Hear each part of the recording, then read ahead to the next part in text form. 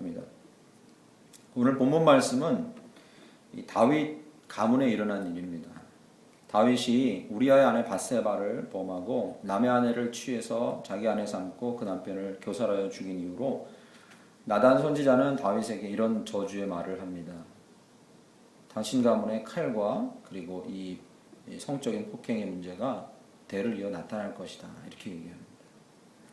참 슬픈 일이지만 그 사건이 오늘 본문 말씀에 앞부분 13장부터 오늘 14장 21절에 그대로 실현되는 첫 잔인한 시련이 오늘 본문 말씀 이야기이죠. 다윗에게는 당시 왕들에게는 부인들이 한둘이 아니었는데 이 첫 아들, 다윗의 첫 아들 암논이 그와 배가 다른 자매, 즉 어미가 다른, 아버지는 다윗이랑 같지만 어미가 다른 자매 다말을 강제로 성폭행해서 추행하는 이런 끔찍한 사건이 13장부터 14장 21절 사이에 등장합니다. 나단이 다윗 가문에 예언했던 이 저주가 하나둘씩 실현되는 장면이죠. 그 다음에 더 잔혹하게 이 예언들이 성취되는데 그 첫 번째입니다. 그런데 이 다말이 암논 왕자에게 성적으로 폭행을 당한 이후에 쫓겨가죠. 쫓겨가서 누구의 집에 살게 되냐면 이 다말과 어미가 같은 오라비 압살롬의 집에 살게 돼요. 처녀가 결혼을 못하게 됐고 그 소문이 다 퍼졌으니 그것도 연염집 여인네도 아니고 처녀도 아니고 왕가의 공주인데 어디 다른 데 시집이라도 갈 수 있겠습니까? 그래서 압살롬 자기 오라비 집에 지내게 됩니다. 압살롬은 너무 분에 찼지만 그러나 수년 동안 이 사실을 가지고 자기 배가 다른 형제 암논에게 이런 방법 이야기를 하지 않았습니다. 왜요? 마음 가운데 복수의 칼을 갈고 있었다. 그리고 결국 이 압살롬은 자기의 배가 다른 형제 암논을 죽이고 맙니다. 죽이고 압살롬은 그 죄를 자기가 당할까봐 어디로? 그술로 도망가요. 그술에서 압살롬은 3년간 조용히 숨어 지내게 됩니다. 아무리 살인을 했지만 다윗이 자기 아들이잖아요. 그죠? 얼마나 그 압살롬을 보고 싶었겠습니까? 그런데 3년간이나 너 거기서 좀 반성하고 네 죄를 돌이켜라 하고 압살롬을 불러오지 않습니다. 그런데 이 다윗이 아들 압살롬을 향한 마음이 너무 불같이 뜨겁다는 것을 알고 다윗의 충신이자 장군 요압이 묘안을 써서 다윗에게 나아가서 아들 압살롬을 불러올 것을 묘안을 써서 설득합니다. 그래서 결국 압살롬이 다윗이 있는 예루살렘으로 다시 오게 되죠. 거기까지가 사무엘하 13장과 14장 이 말씀 이 주요 내용입니다. 정말 엄청난 이야기가 이 두 장 사이에 이제 있었던 거죠. 다윗이 자기 아들을 살해한 또 다른 아들 압살롬을 그술에서 예루살렘으로 오게 한 것은 네 죄를 내가 용서해 주겠다. 그리고 네 죄가 용서받았다는 걸 온 이스라엘이 알리는 공포하는 그런 개념을 갖고 있는 거죠. 너는 네 죄를 용서받았으니 다시 예루살렘으로 오라. 이렇게 된 거죠. 다윗의 이 결정은 압살롬을 다시 불러들인 이 결정은 이 이스라엘 백성들에게도 높이 살만하고 아버지로서도 마땅한 것이었습니다. 자유로운 왕의 이미지를 보여준 거죠. 3년이나 그렇게 고통 속에 그술에서 숨어 살았으면 왕자의 자리를 누리지 못하고 살았으면 충분히 죗값을 받은 것이다 하고 용서해 주는 모습이었죠. 그리고 아비로서 애타는 마음도 충족시킨 거죠. 얼마나 3년 동안 못 본 게 안타까웠겠습니까? 모든 아비가 왕으로서의 모든 아비가 이렇지는 않습니다. 여러분이 수원 땅을 세운 정조대왕의 아비가 누구죠? 뒤주에 갇혀 죽은 사도세자. 사도세자의 아비가 영조인데 이 영조는 키울 때부터 자기 아들 사도세조가 너무 싫어서 그 아들을 정말로 구박만 했어요. 영화에 보면 얼마 전에 나왔죠. 재작년인가 작년에 나왔는데 정말 인기 있었죠. 여태까지 나온 사도세자와 영조와의 관계를 가장 고증에 입각해서 역사적인 고증에 입각해서 철저히 입각해서 만든 영화랍니다. 거기 보면 사도세자가 이 뒤주에서 죽은 죄목이 뭐냐면 반역입니다. 영조는 영조 나름대로 사도세자가 너무 싫었어요. 멍청한. 공부도 안 할라 해. 장차 왕이 될 건데 게을리해. 너무 싫었어요. 막 구박하죠. 나중에 사도세자가 어떻게 합니까? 무당들을 불러서 무덤가에다가 멀쩡한 무덤 하나를 파서 그 안에 자기가 무덤에 들어가서 무당들 굿하게 하고 그 안에서 무당 노름 안에서 맨날 삽니다. 영화에 그런 장면이 나와요. 그러다가 이 사도세자가 거의 반 미쳐가지고 칼을 들고 나와서 자기 아버지를 죽이려 가는 장면이 나와요. 그러니까 사도세자가 뒤주에 갇혀 죽은 건 엄밀히 말하면 그 죄가 반역죄죠. 그때 주변의 충신들이 사도세자를 죽이려고 하는 그 영조를 말리면서 한 이야기가 아들이니 봐달라. 당신 아들이 아니냐 용서해달라 하는데 그때 영조가 하는 얘기가 있어요. 내가 내 아들이라고 살려주면 이 나라의 기강을 어찌 세울 것이냐 이렇게 얘기해요. 이 다윗의 마음을 보면 3년이나 그렇게 가서 이렇게 왕자로서의 직도 내려놓고 숨어서 그렇게 살았으면 충분하다. 정말 자애로운 왕으로서의 다윗 모습을 보여준 것까지는 좋았는데 이제 오늘 본문 말씀 바로 앞부분에 21절 말씀 보시죠. 왕이 요압에게 이르되 내가 이 일을 허락하였으니 가서 청년 압살롬을 데려오라 하니라. 데려와요. 22절에 요압이 땅에 엎드려 절하고 왕을 위하여 복을 빌고 요압이 이르되 내 주 왕이여 종의 구함을 왕이 허락하시니 종이 왕 앞에서 은혜를 입은 줄을 오늘 아나이다 하고 23절에요. 요압이 일어나 그슬로 가서 압살롬을 데리고 예루살렘으로 오니. 이 장면은 너무 아름다운 장면으로 묘사되어 있어요. 이스라엘 백성이 와 자유로운 왕이시여 이렇게 다윗을 칭송해요. 그런데 24절에 이상한 다윗의 행동이 이제 나옵니다. 여기서부터가 좀 이상해요. 24절에 왕이 이르되 이제 압살롬이 온 거예요. 예루살렘으로 왔는데 왕이 이르되 그를 그의 집으로 물러가게 하여 내 얼굴을 볼 수 없게 하라 하매 압살롬이 자기 집으로 돌아가고 왕의 얼굴을 보지 못하죠. 예루살렘으로 자기 아들 압살롬을 데려오라고 허락해놓고 왕이 압살롬 자기 아들을 보질 않아요. 내 앞에까지는 데려오지 말고 그의 집으로 가서 살게 하라. 그리고 앞으로 내 얼굴을 보지 말게 하라. 이렇게 얘기합니다. 이게 무슨 영문입니까? 그 앞에까지는 자유로운 왕으로서의 모습을 잘 보여줬는데 그를 용서하고 예루살렘으로 돌아오게 한 것까지는 허락했는데 얼굴을 보지 않고 몇 년? 2년 동안 지냅니다. 28절 보시죠.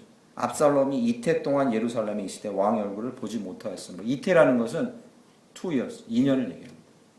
그렇게 압살롬을 자기 집 가서 살게 하라 하고서 안 본 세월이 2년이에요. 하루 이틀이 아닙니다. 오늘 본문 말씀의 다윗의 이 행동은 신학자들이나 주석가들이 해석하기 아주 어려운 행동. 이렇게 자유로운 모습을 보이고 불러왔는데 왜 얼굴을 보지 않고 2년이나 지냈을까? 추측건데 주석가들이나 신학자들은 다윗이 두 가지 마음 때문에 그랬을 것이다 이렇게 얘기합니다. 첫 번째는 아무리 압살롬을 용서해 줬지만 자기 죽은 아들 암논 있죠. 죽은 아들 암논. 그 아들에 대한 이 존중이나 예의도 갖춘 것이 아닐까. 그 압살롬 때문에 자기 아들이 또 죽었거든요. 그런 마음에 복잡한 심경이 있었을 거다. 두 번째는 불러오긴 했지만 네 이런 괘씸한 놈 이런 마음이 아직도 그 마음 가운데 있었을 것이다. 뭐 이런 해석들을 가능케 합니다. 그러나 어쨌든 신학자들이나 주석가들은 이것이 다윗의 엄청난 실수라고 얘기합니다.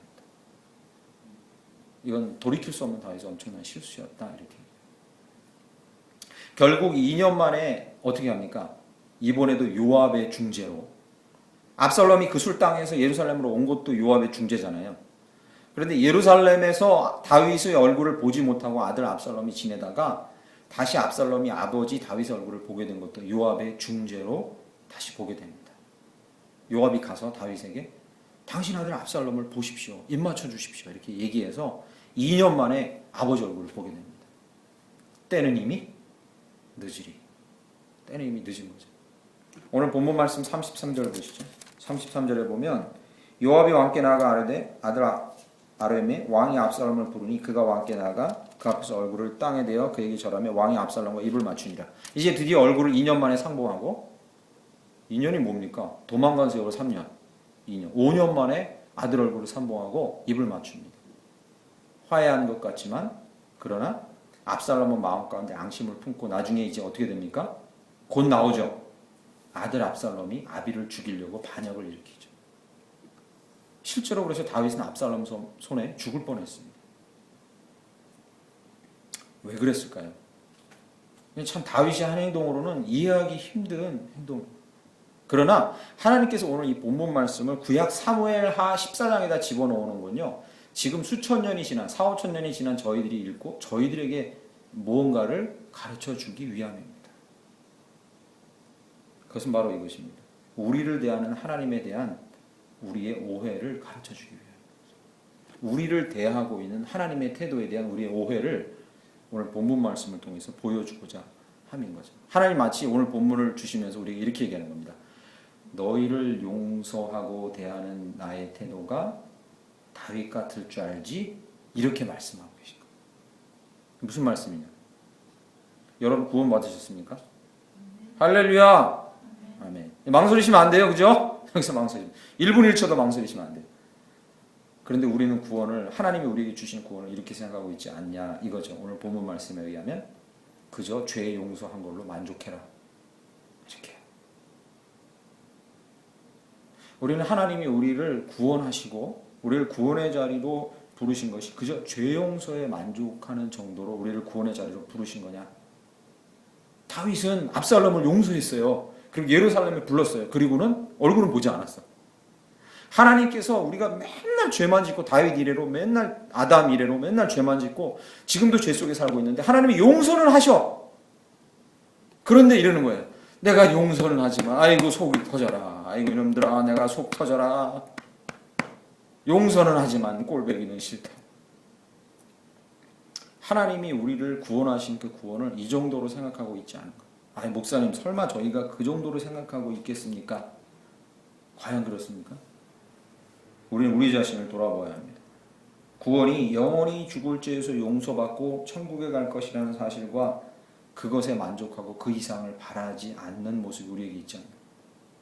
구원은 그것 이상을 마땅히 바라야 그것이 구원받은 자의 삶이에요. 우리가 구원 얻었고 그리고 죽음에 처하지 않고 영원한 생명을 얻었고 죄를 모두 용서받았다는 것까지만 우리가 만족하면 그것은 구원이 아닙니다. 그것은 구원이 아닙니다. 혹시 여러분 저와 여러분 이렇지 않으십니까?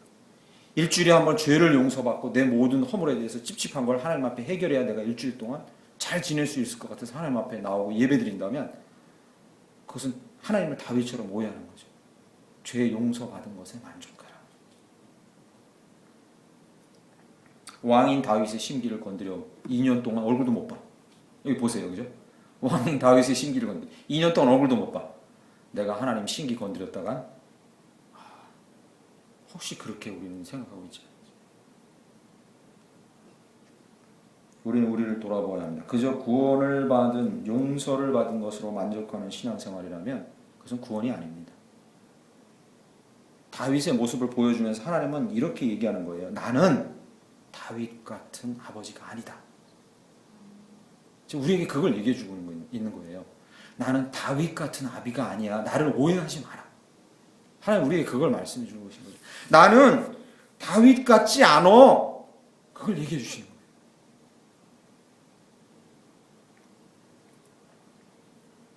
다윗이 이렇게 압살롬을 쫓아보낸 이후에 압살롬이 하고 있는 행동, 압살롬이 답답해서 아비 다윗에게 하고 있는 행동이 오히려 우리가 본받을 만한 거예요.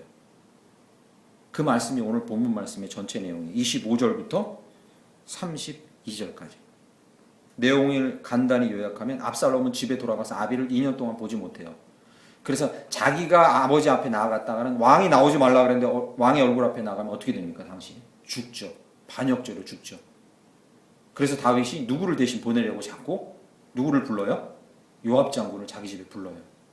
요압이 요즘 중고생 말로 쌩까야. 대꾸를 안 하죠. 그러니까 압살롬이 답답한 건 난데 자기 신하들 불러서 노비들 불러서 요압 집 가서 밭에 불 질러라. 불을 질러버린 거예요. 요압이 화가 나서 누가 질렀냐니까 압살롬이 질렀다니. 요압이 쫓아온 거예요. 압살롬이 잘 오셨어. 그러게 내가 일찍 오라 하지 않았어. 나를 제발 아버지를 좀 볼 수 있게 해주시오. 내가 그의 아들인데 죄를 용서받고 그것까진 좋은데 이렇게 사는 것이 내가 사는 것 같지 않소. 차라리 나를 이곳에 부르지 말지. 요압이 아비를 만나게 해달라고 간청하고 그가 요구한 것은 무엇입니까? 죄 용서받은 것만으로 나는 부족하다. 어떻게 보면 뻔뻔하게 보이죠. 그죠? 우리의 모습이랑 똑같아요. 우리도 이런 모습을 가져야 돼요.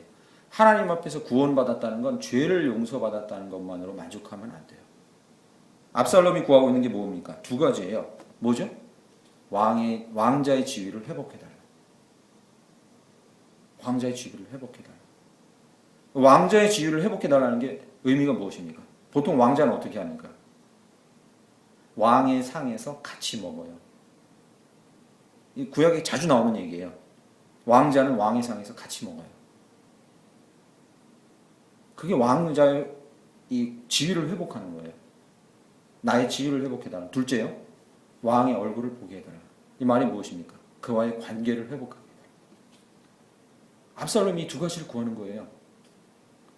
이게 무슨 왕자의 삶이야? 나를 왜 불렀냐? 나를 용서했다면, 나를 정말로 아버지 다윗이 용서했다면 이렇게 나를 대우하면 안 된다. 두 가지가 회복돼야 돼. 뭐요? 나의 지위가 회복돼야 되고 하나님과의 관계가 회복돼야 돼.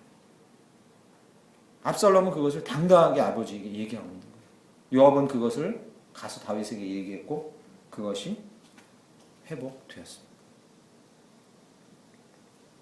우리의 구원은 죄를 용서받은 것 이상이에요. 할렐루야. 꼭 마음에 품으십시오.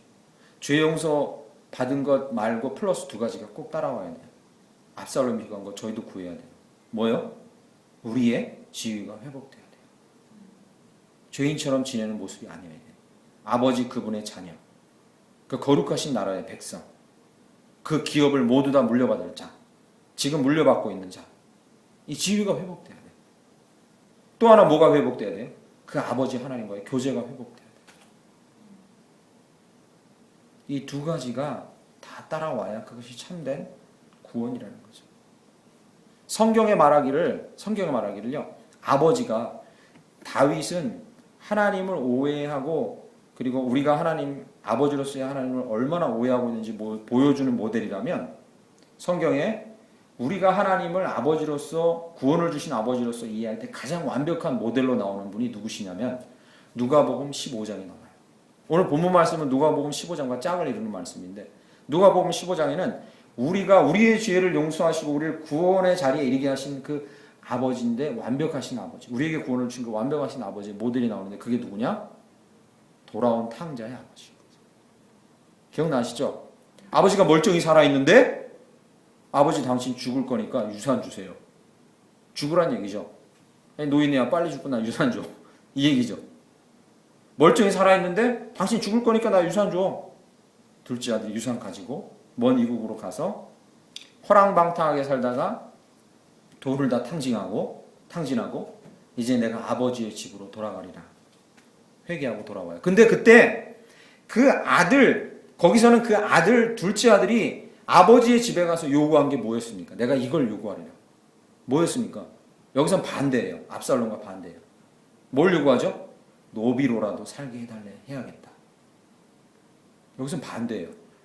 둘째 아들이 요구한 건 내가 노비로라도 살면 감사하겠다. 왜? 내 죄를 용서해 줬으니까. 집에 걷어주고 노비로라도 살게 해주면 감사하겠다. 아비가 어떻게 합니까? 정확히 이 두 가지를 회복하게 해줘요. 여기서는 완벽한 아버지, 하나님 아버지의 완벽한 상이 나와요. 두 가지를 회복해요. 첫째 뭐요? 그의 지위를 먼저 회복해요. 어떻게 해요? 그에게 그에 마땅한 옷을 입혀라. 그리고 그에게 그에 마땅한 귀금속을 끼워주어라. 반지라고 나오죠. 반지를 끼우고 옷을 입혀요. 두 번째가 뭐였어요? 관계를 회복해줘요. 이제 이 마을 사람들을 다 불러 모아라. 그리고 잔치를 열어라. 내가 거기서 공포하겠다.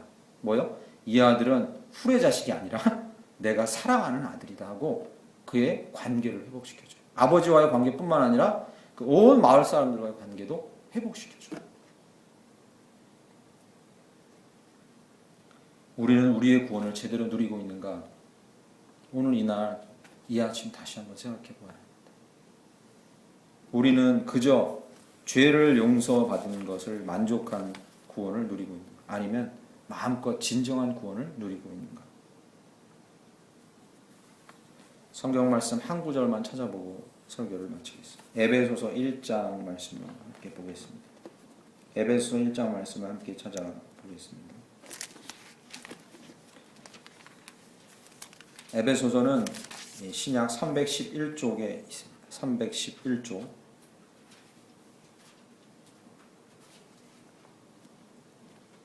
에베소서는 이 신약 311쪽에 있습니다. 1장 17절부터 19절 말씀을 저희가 함께 한 목소리로 천천히 읽어 보겠습니다. 시작. 우리 주 예수 그리스도의 하나님 영광의 아버지께서 지혜와 계시의 영을 너희에게 주사 하나님을 알게 하시고 너희 마음의 눈을 밝히사 그의 부르심의 소망이 무엇이며 성도 안에서 그 기업의 영광의 풍성함이 무엇이며 그의 힘의 위력으로 역사하심을 따라 믿는 우리에게 베푸신 능력의 지극히 크심이 어떠한 것을 너희로 알게 하시기를 구하노라. 할렐루야. 아멘. 우리는 구원을 제대로 누리는 자입니까? 오늘 본문 말씀 에베소서 1장 17절부터 19절 사이에도 우리가 누리는 구원이 무엇인가 그 핵심적인 내용이 써있는데 여기도 마찬가지로 두 가지가 동시에 회복되고 누려져야 한다는 거죠. 첫 번째가 뭐였습니까? 우리의 지위, 우리의 위치, 우리의 존재가 회복돼야 합니다. 두 번째, 관계가 회복돼야 합니다. 오늘 본문 말씀에 방금 읽은 에베소서 1장 17절부터 19절 사이에 17절에 보면요. 지혜와 계시의 영을 너희에게 주사 하나님을 알게 하시고 두 번째랑 똑같죠. 두 번째 뭐였죠? 하나님과의 관계가 회복돼야 돼요. 우리에게 지혜와 계시의 영이 계속 부어져서 누구죠? 성령이 부어져서 아버지와의 교제가 회복되는 거예요. 아버지와의 교제가 회복돼요. 우리가 소망해야 될 거예요. 우리가 구원 얻은 자라면 마땅히 우리는 우리 안에 있는 성령으로 말미암아 아버지와의 긴밀한 교제가 회복돼요. 이것까지 우리가 구해야 되는 거죠. 오늘 본문 말씀에 에베소서 1장 18절 말씀 보면 그의 부르심의 소망이 무엇이며 성도 안에서 그의 기업의 영광의 풍성함이 무엇이며 이렇게 나옵니다. 부르심의 소망, 그 기업의 영광의 풍성함. 여기 오늘 본문 말씀 개역 개정 성경으로는 조금 어려운데 유진 피터슨이 메시지에서 번역한 성경을 보면 정말로 와닿습니다. 이 부르심의 소망, 기업의 영광의 풍성함을 어떻게 번역하냐면 이것입니다. 하나님께서 당신들에게 무엇을 하라고 당신을 부르셨는지 알게 하실 것이고 두 번째, 여러분의 영광스러운 삶의 방식이 어떤 것인가 경험하게 하실 겁니다. 오, 할렐루야. 이건 뭐에 해당되는 거죠? 1번에 해당되는 겁니다. 제가 말씀드린 구원을 얻은 자는 뭐가 회복돼야 돼? 우리의 지위가 회복돼. 우리의 지위가 무엇입니까? 우리가 뭘 하라고 부름받았는지를 알게 해주실 것이고 또 우리는 세상적인 삶의 방식으로 살아가는 자들이 아니라 영광스러운 기업을 얻은 영광스러운 삶의 방식으로 살아가는 자들이에요. 우리가 누구인지를 알게 해주시는 거예요. 에베소 1장 19절 보시죠. 거기에는 뭐가 반복됩니까? 위력, 역사, 능력, 크심 이런 거 반복되죠. 주님께로부터 오는 에너지와 한없는 능력이 얼마나 큰지를 우리가 누리게 될 것이다 약속해주고 있습니다. 첫 번째에 해당되는 거죠. 우리의 지위는 무엇입니까? 하나님 우리에게 부어주신 능력이 충만한 자들. 할렐루야. 이게 우리에게 주신 구원의 실체라는 거죠. 여러분, 이 지금 대한민국의 개신교가 너무나 힘들어지고 몇 년 사이에 몇십만 명이 계속해서 줄고 있는데 이 나라에 계속 늘어나는 종교는 이단과 극단주의입니다. 계속 늘어나고 있어요. 그렇죠? 이단이나 극단주의는 엄청나게 늘어나고 있습니다. 그런데 궁금하지 않으십니까? 그들의 종교, 그들의 진리가 바른지 안 바른지를 두 번째로 하고 그건 왜 그들의 종교가 그렇게 급속도로 팽창하고 있는가? 거기는 이유가 있습니다. 저들이 비록 세속주의고 이단이고 극단주의지만 저들은 분명히 알고 있고 그걸 믿고 있어요. 뭘 믿고 있냐면 저들의 신앙이 그저 나중에 가서 영생할 것이라는 믿음 이상이라는 것을 그들은 알고 있어요. 믿고 있어요. 뭐냐면 그들은 이 땅에 사는 동안에 가족도 버리고 그리고 자기 몸도 돌보지 않고 일하면 천국 가서 상이 엄청날 거라는 걸 믿고 있어요. 철석같이. 철석같이 믿고 있어요. 그리고 저들은 자신들의 돈을 모두 하나님 앞에 바쳐드리면 천국 가서 엄청나게 휘황찬란한 집에 살 거라는 걸 믿고 있어요. 저들은 믿고 있어요. 심지어 뭐냐면 저들이 이단이고 IS를 할지라도요. IS 같은 경우에 자기들이 살아있는 동안에 몸을 아끼지 않고 끔찍한 일을 다 저지르고 뭐 상상할 수 없는 일을 저지르면 나중에 천국 가서 IS 이 단원들 남자들은 어떻게 믿고 있냐면 그런 일을 하면 천국 가서 부인을 한 10명 두고 살 거라고 믿고 있어요. 물론 잘못된 거죠. 이런 믿음은 잘못된 겁니다. 이런 믿음은 잘못된 거지만 그들이 신앙적으로 수가 불어나는 이유는 이거예요. 그들이 내가 죄 용서받고 이제 죽지 않게 됐다는 것에 만족하지 않는 거예요. 그러면요, 그 믿음과 신앙이 주는 실제적인 능력에 대해서 그들은 맛보기를 원하는 거예요. 저는 이들을 쫓아가라는 얘기가 아니라 기독교도 우리가 가진 구원에 대해서 제대로 알고 제대로 누려야 한다고 믿습니다. 내가 죄를 용서받고 나중에 영원히 살 것이라는 것만 믿는 것이 아니라 하나님께서 우리에게 약속하신 이 모든 것을 우리가 바라고 믿고 추구해야 이 땅에 기독교가 다시 하나님 앞에서 영광을 얻고 하나님께 영광을 올려드리고 그 세가 확장돼 갈 거라고 저는 믿습니다. 기독교가 주님 안에서 은혜를 누리고 주님의 은혜 가운데 우리는 반드시 주님께 영광 올려드리고 주님의 능력을 힘입어 일어설 수 있을 것이라는 믿음으로 대한민국이 건국됐고 수십 년 안에 이 땅에 기적이 일어났어요. 선교사들이 이 땅에 들어와서 우리나라를 보고서 조선시대 그리고 6.25 전쟁이 끝난 직후에 우리나라에 와서 보고 이 나라는 100년 동안 절대로 일어서지 못할 거라고 모두 다 장담했던 나라. 그러나 우리나라가 다시 일어나고 60년, 70년 만에 다시 이렇게 일어났죠. 아무도 100년 안에는 도저히 다시 일어설 수 없는 나라라고 평가했어요. 대한민국이 건국되고 기적이 일어나는 이런 모든 역사 배후에는 뭐가 있었습니까? 하나님께서 우리에게 주신 그 은혜와 능력으로 우리는 기적을 볼 수 있다. 얼마든지 우리가 처한 이 상황을 극복해내고 하나님의 은혜 가운데 그 권능을 힘입어서 하나님께 영광을 올려드릴 수 있을 거라는 이 믿음을 갖고 실제로 역사하시는 그 하나님의 능력을 소망할 수 있고 소망했어요. 지금 기독교는요, 2016년을 살아가는 대한민국의 기독교는요, 점점 고상해져 가고 있어요. 수준 높은 걸 말해야 된다 그러고 정말로 고상한 걸 말해야 된다 그러고 기적 같은 걸 말하고 하나님의 권능을 말하는 것에 대해서 너무 경기를 일으키고 알러지 반응을 보여요. 그런 말만 하면 이단처럼요. 저는 믿습니다. 하나님의 충만함을 누리고 하나님의 기적을 누리고 죄 용서 이상의 그 무엇을 오늘 본문 말씀 에베소서에 얘기한 대로 죄 용서 이상의 그 무엇을 우리가 바라보지 않는다면 그것은 기독교가 아니라고 저는 장담합니다. 우리의 이해력과 분별력을 취해서 하나님을 칠히 알게 하시고 무엇을 하라고 우리를 부르셨는지 알게 하시고 우리의 삶이 그리스도인으로서의 우리의 삶이 이 땅에서 얼마나 영광스러운 삶의 방식을 갖고 사는지 일반인들의 삶의 방식이 아니라 그것을 뛰어넘는 기적의 방식으로 살고 있는지 우리에게 부어주신 하나님의 에너지와 능력이 얼마나 한없이 무궁하고 크신지를 우리가 소망하고 기대하지 않는다면 기독교는 더 이상 소망이 없다고 저는 믿습니다. 너무나 고상해졌어요, 기독교. 그러한 은혜를 사모하시고 누리기를 간절히 바라고 오늘 하루하루 사시는 저와 여러분들에게 간절히 축원합니다. 735일 동안 북한 억류됐다가 풀려난 그 케네스 배, 서울에서 태어났지만 미국인인 그 케네스 배, 이 책이 나왔어요. 얼마 전에 나와서 잊지 않았다라는 책이 나왔어요. 북한에 700일 이상 억류하는 동안에 그가 계속해서 하나님 앞에 저는 잊혀졌습니까? 라고 물었을 때 너는 결코 나에게 잊혀지지 않았다. 돌아가서 나의 사명을 감당할 거다. 이렇게 얘기해 주셨다는데 이 책이 나왔어요. 제가 지금 좀 읽고 있는데 근데 이 케네스 베가 북한에 억류됐던 이 시점에 초반에 계속했던 기도가 이거랍니다. 살려주세요. 주님 제발 살려주세요. 처음에는 뭐 옷 벗기고 추운데 달달 떨게 하고 좀 고문하고 이런 걸로 지나갈 줄 알았는데 이제 노동교화형을 받고 15년인가 이상 노동교화형을 받고 거기 가면 죽죠. 계속해서 노동이 이어지고 하니까 너무 힘들어서 계속 기도가 이거였어요. 주님 살려주세요.